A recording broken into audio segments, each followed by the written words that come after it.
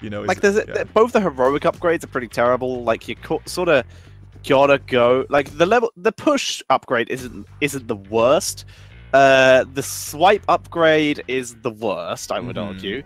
Followed by the push upgrade, and then the pustule one is the best because yeah, you remove your area denial, but if you just don't remove it when you don't need to, you don't just do it for the sake of it, use it as area denial, and when the enemy team starts retreating for it, then you drop the pustules, so then they're no longer silenced, but they're still slowed. Warhead Junction, baby!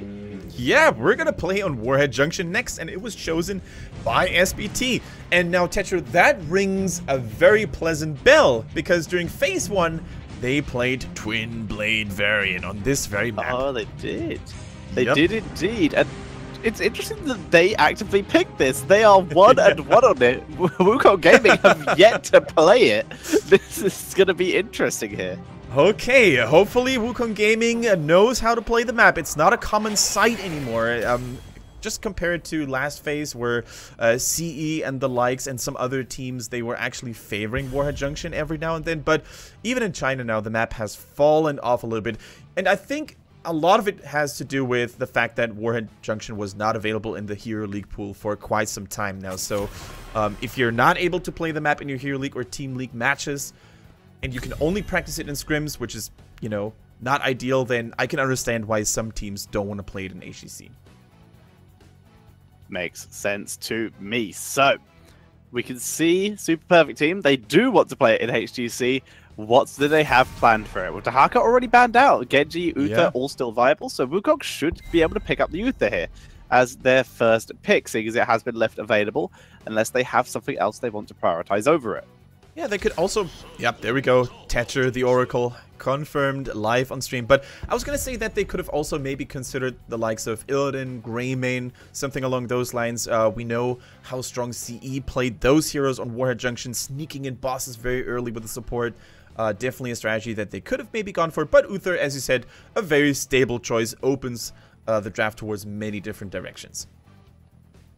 Yes, it does. There are plenty of options. They can go for double support here and still be completely viable. Uther on his own can be punished, which is why he was so popular in a double support, because you can just take huge AoE damage and kind of ruin his day. And Uther is just so good in double support too, because he basically acts like a pseudo-warrior. You don't need to go double warrior at all costs, because Uther is very sturdy, very stable when he tries to keep people away from the backlines here. Now we see a preemptive Arthas. I'm not sure if they're afraid of an Illidan maybe, and they just want to lock it down before it gets taken away or banned. But, you know, Arthas still a solid warrior overall, and there we go. The SPT, the Oracles, confirmed on stream. Uther, Illidan, and Tyrael as the first 3 picks. Prepare for punishment from Super Perfect Team. They've just, Wukong just sort of walked into this. Yeah, really, really solid. I mean, Illidan, they just walked and activated SPT's trap card. You don't see an Illidan picked into an Arthas all day, every day, so they must feel exceptionally comfortable. Unless you're RPG. Yeah, unless you're RPG and you have chicken on your team. Exactly. So, we will say, this is a big shout out to the old CE, where they would constantly pick this map, and Illidan is great on this map because you just send him off at like 4 or 5 minutes to the top lane, and he solos the boss. If you can micro Illidan correctly, he will easily solo the boss on this map. So this is what we will see quite often, actually. So very interesting that we are seeing the Illidan coming back here. He's still as popular, whereas removals, Abathur taken out, and the Ariel. And I like the Ariel removal too, considering Valor is already in the game. Yeah, if there's one thing that Illidan does not like, it is a panic button like Crystal Aegis when you're using the hunt on that target, or when you're about to execute it all together, and then your whole effort, your whole resource spending on killing that target was in vain. So I definitely do like it. But there's still plenty of other options left. The Tassadar could be picked. Once again, Malady C looked extremely strong with those force walls. So it wouldn't surprise me if they went that route again. And here it comes. No big surprises here. SPT plays this game very conservatively, and they don't even bother showing anything new. They just go for an almost identical draft compared to last game. They have left themselves open to be a little bit flexible in their last pick, though. That is open to basically whatever they want it to be, but you're against Illidan. If anything can really steal a game, Illidan is probably one of those heroes. Now, what are Wukong going to go for last? They have their range damage now in the form of the Greymane, who could also join in with the boss clearing. Yeah. This is CE in a nutshell from phase 1. They went for a very similar approach with Tyrael, Sanctification, protecting everyone so Illidan and Greymane can continue the pursuit. It wouldn't surprise me to see another aggressive melee assassin or ranged assassin, something like a Li Ming maybe, to really complete that burst strategy that they've got, popping someone very, very quickly. Let's see. Maybe even a Falstad to get some globals in there, lock people down with a gust. I would like another support tank. Okay, there we go. That works. I was going to say a Zarya I would have quite enjoyed. Like, it's really all in on the whole Illidan stuff, but I really think you need that kind of protection versus SPT, especially the speed-boosting shield to give Illidan a better chance of escaping Arthas. Yeah. So here's Wukong Gaming's battle plan, I think. They're going to try to use the Cocoon on Rhaegar, or Tassadar, one of the two. And then they're just going to try to rush someone down, blow someone up as quickly as they can. They might even go Judgment, now that I think of it. Because there's... True, there's a cleanse on Rhaegar, though, but... I'm pretty sure with Anub'arak you can force it out before. I wouldn't hate Varian here, and I know that's going to get everyone's hopes up. I'm always down for parry versus an almost entirely auto-attack based teams, except for Cocktail. It's really good value, no matter which build he goes for. So yeah, Varian I'd lead to. That works. Like, there's not a huge amount of high health heroes, like both Tyrael and Anub'arak are slightly lower health tanks. But the fact is, he can still get great damage onto Illidan, even through all of Illidan's abilities. So, a very reasonable pick. And of course, the healing reduction when we only have a single healer, with the big percentage damage to burn through all of that, and the AoE damage he can offer with his Tormented Souls. Yeah. He is an amazing pick here. Yeah, and Malthael should have a very easy time hitting multiple people, because let's face it, the moment Greymane goes into Worgen form, it's basically a 5 melee comp, and if you use Tormented Souls there, you know, you're gonna have an easy time getting massive value from it. So I gotta say, I like the Malthael here. Still a very, very powerful hero, despite receiving a couple of nerfs. His percentage damage is now slightly reduced as well, but man, we saw in Korea what this guy was capable of doing. Indeed, Korea still liking the Malthael. We see Korea also still liking the Cho'Gall. He's really sneaking back into the meta these days. It's very cool to see. For now, though, very nice drafts from both teams. The Illidan into Arthas is still an argument that I would make. You've got to create so much map control and get such an advantage in XP for this to be viable.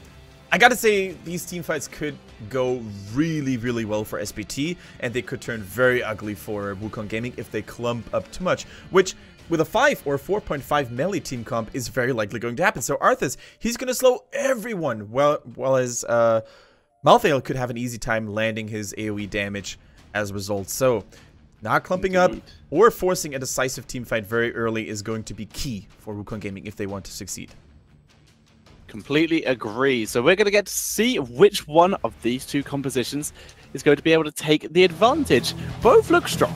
Really am a fan of both these drafts today. I am still happy. Yeah, very happy with both teams. Let's see what's going to happen in game number 2.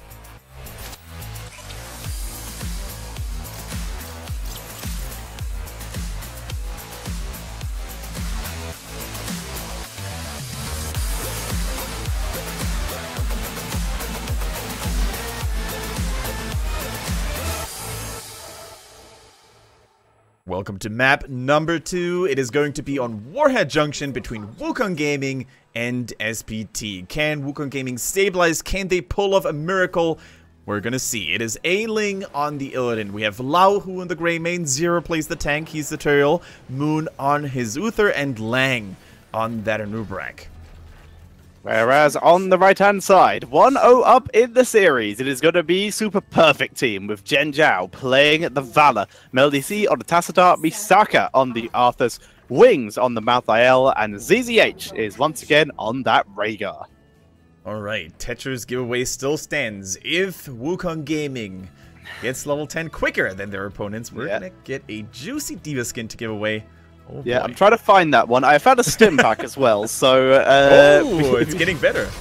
Yeah, I found a 7-day stim pack. So if you'd like that instead, I could offer that. Oh no! Wow. Ailing focused down. Not first blood. Ailing gets out.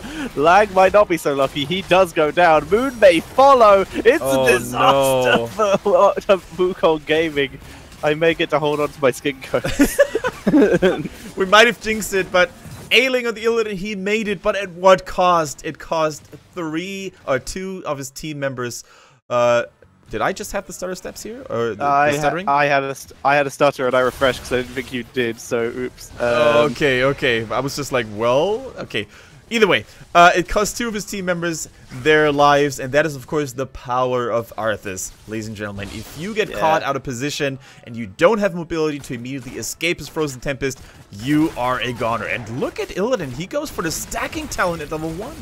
He does. He goes for the unending hatred. I believe that's called. Yeah, I think that's correct. Also, let's both do a resync now while not a huge amount is happening, seeing as we both apparently still die refreshed. Double check what I'm sitting on.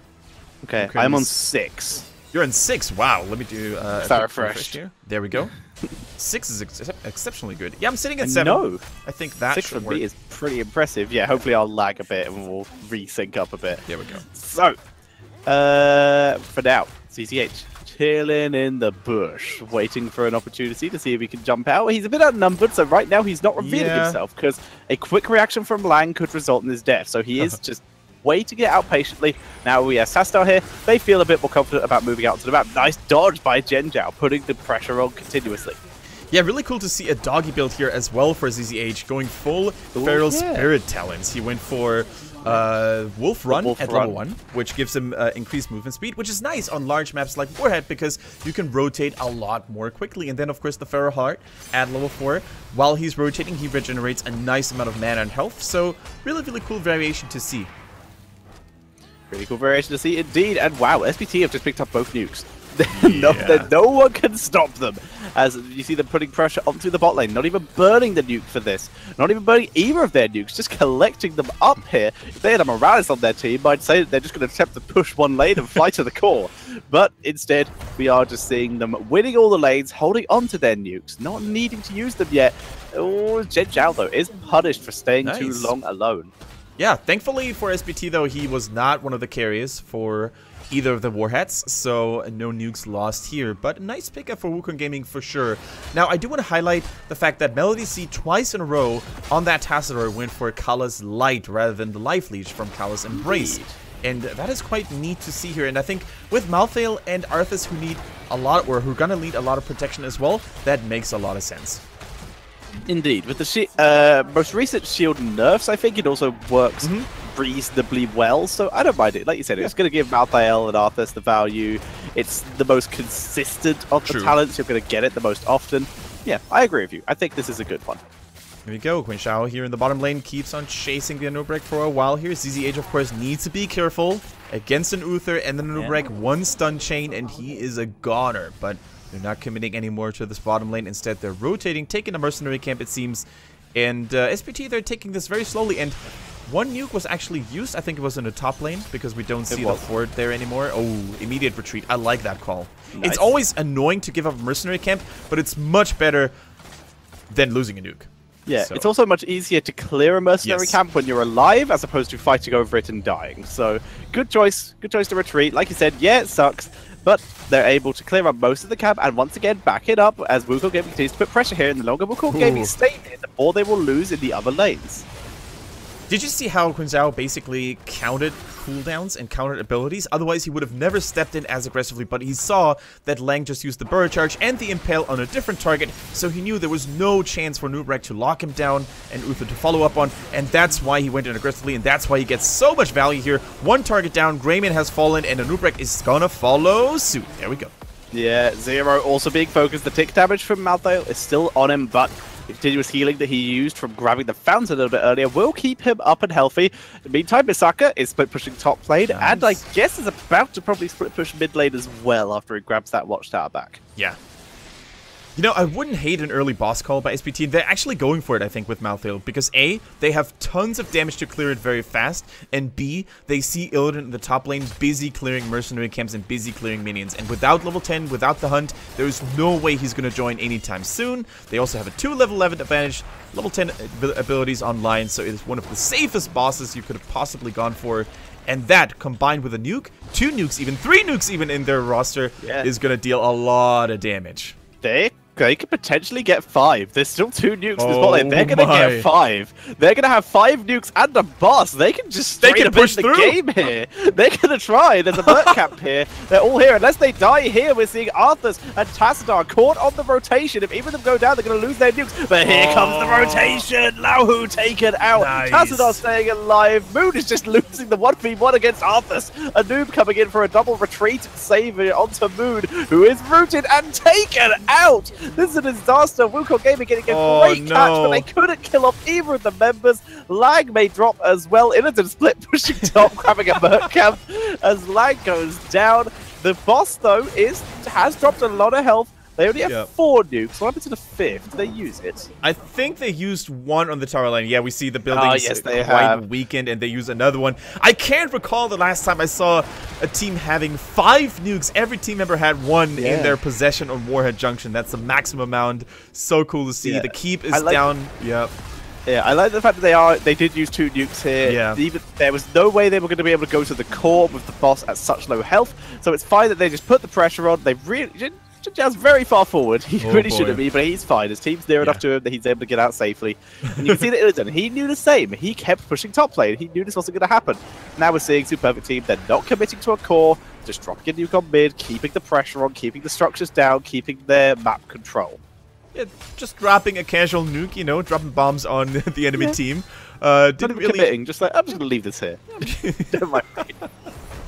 Very cool. I also like the call that they didn't go for the core. It would have been a little bit greedy, I think. The nukes in the early game, after 7 minutes and 20 seconds, don't deal enough damage, I feel, to take down the core. Level 10 would have been around the corner for Wukong Gaming as well. They did have a little bit of disengagement as well with the Cocoon, most importantly, on Nurbrek. So I like the fact that they played a little bit more carefully. But look at Wings. He's just doing Malthael things. There we go. Yes, he is, starting on the boss. Now, he does need help. He can't actually sustain through this on his own. He does need Rhaegar to show up, and Rhaegar is on his way, and he will be able to do so. Just dodging the banelings. Careful, Wings. But they will clear this out without too much trouble. Wukong continuing to steal that same camp over and over again. Yeah. Nice done. It is a continuing split push. I also like that Wukong are going for blow up. They need a comeback potential. Judgment and the hunt and go for the throat together. Their entire objective is to pick one person, say, this guy, we don't like this guy, and they're just going to remove that person as quick as possible. We're going to see a nuke dropped. This time there's no fort to go through first, so the boss is going to be much healthier. They also don't have 5 nukes this time, though, so we're just going to see the front tower line completely destroyed, and this boss will put all its focus onto the keep.